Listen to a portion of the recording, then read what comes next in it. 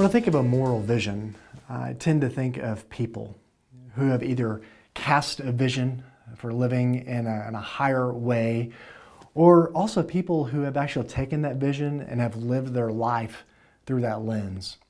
So for example, I think of someone like Jesus Christ, who called people to a higher calling, a new way of life. But he not only called them to live that way, he actually lived that way himself. So for example, Jesus not only called people to radical forgiveness, Jesus also forgave in a radical way. He not only called people to associate with outcasts in society, Jesus also associated with those peoples on the margins. So he not only cast a vision, he lived that vision. When I think maybe about folks that are closer to our own time, I think of someone like Martin Luther King Jr., who often used the phrase the beloved community. And I know when most people think about Martin Luther King, they automatically think of the I Have a Dream speech, 1963, March on Washington, those famous words that he spoke. And he did, in that moment, cast a vision for a new way of living. He spoke there of a time in the future where his black children might be able to associate with white children without fear of repercussions. This is a really radical way of living in that time. But that's not the only time that he spoke about this beloved community. In describing the beloved community at other times, he talked about a community in the future, sometime in the future, where we would not be judged by the color of our skin, but rather the content of our character. He talked about a community where people would live together in harmony, black and white people, young and old, rich and poor, all coming together to live together in perfect harmony, a new radical way of living.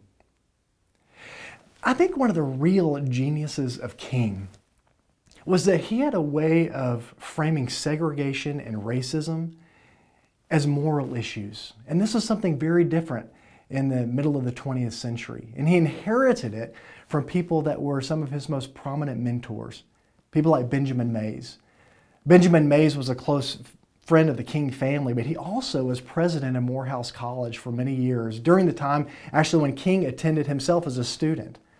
Mays had this habit of every Tuesday he would speak to the entire student body in chapel. And so for years, King would sit in that chapel as a student and he would hear Mays articulate this new vision of reality. And Mays oftentimes would cast segregation and racism as moral issues, as sins against God, not just political issues. Likewise, someone like Howard Thurman, who wrote a book entitled Jesus and the Disinherited, a book that greatly influenced King's life. He also described segregation and racism as moral issues. King took their ideas and he popularized them. He put them out there in the public through mass media. Now, what that means is this. If you really believe that segregation and racism are moral issues, that they are sin, well, that means the church has to deal with it. That means that the people of faith have to address these issues, and you can't simply leave them to the politicians. Well, I think that's a message that our own people in our own time, people of faith, really need to hear. I think one of the greatest challenges in our own time is political polarization.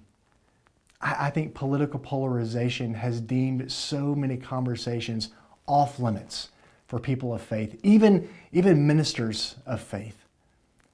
So there are things that you just can't talk about anymore. We can't talk about racism. We can't talk about poverty. We can't talk about sexuality. We can't talk about the environment. We can't talk about immigration because these things are too political. They're too polarizing. We need to let the politicians talk about this, but we don't need to bring these things into the church. I was a minister in the church for 20 years, and I heard those statements all the time. And the fact is, it's getting worse. I really feel for preachers and ministers who oftentimes feel like their hands are tied and their lips are sealed, and they can't talk about these very important conversations in the context of the church. Now, the reality is this. We need to be talking about these things. If we really do believe, and we say that we believe this, if we really do believe that God is sovereign over everything in the world. Now, if that's true, then we need to be talking about these very important issues, and we cannot allow politicians to monopolize these conversations about moral issues. What does it mean for a Christian, a follower of Christ, to engage racism? What should a Christian do or say about racism in our world? What should a Christian do or say about immigration in our own times? These are important issues that the people of faith need to be discussing. We need to be leading these discussions instead of being so fearful about engaging them at all. I remember years ago, I saw an interview that was done by King, or of King rather. The interviewer was asking him, "Who are you really?" Now keep in mind, this was after King had become a nationally recognized figure. He was all over the news. He was leading marches. He was giving speeches. He was constantly in the public eye. So he could have answered this question in any number of ways. Who are you really? Is what the interviewer asked. And his response was so simple, I'll never forget. He said, "I'm just a Baptist preacher."